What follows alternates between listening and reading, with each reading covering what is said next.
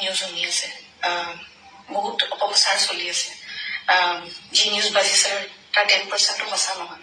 আৰু মই ইমান দিনে একো মাত মাতিব পৰা নাই, কাৰণ ইমান হেৰেচমেণ্ট, ইমান মেণ্টেল হেৰেচমেণ্ট, যোনটো কেতিয়াও মই ভাবাই নাছিলো হ'ব বুলি।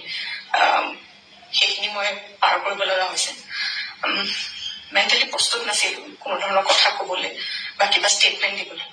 সেইটো কাৰণে 7 দিন মই যেনে যেনে কটালো, কিন্তু এতিয়া জোখতকৈ বহুত বেছি অপপ্ৰচাৰ চলিছে। বহুত ধৰণে মোক সাঙুৰ খুৱাইছে বিভিন্ন ক্ষেত্ৰত।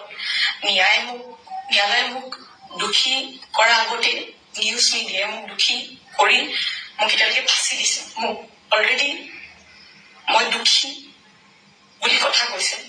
আৰু বহুত ধৰণৰ নিউজ, বিভিন্ন ধৰণৰ নিউজ, য'ত মোৰ কেছটোৱে ট্ৰেডিঙৰ ওপৰত আছিলে, কিন্তু এতিয়া কেছটো অকল মোৰ ওপৰত হৈ গ'ল।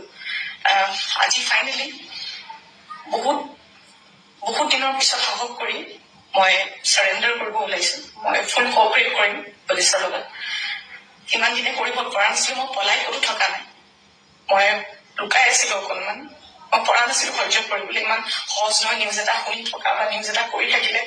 যি মন যায় তাকে কৈ আছে, কোনো ধৰণৰ তথ্য নোহোৱাকে কথা কৈ আছে। মই ভাবিছিলো ইমানখিনি কেতিয়াও নিউজ মিডিয়াই নকৰে, ইমান তথ্য নথকাকে ইমান নিউজ নবজায়।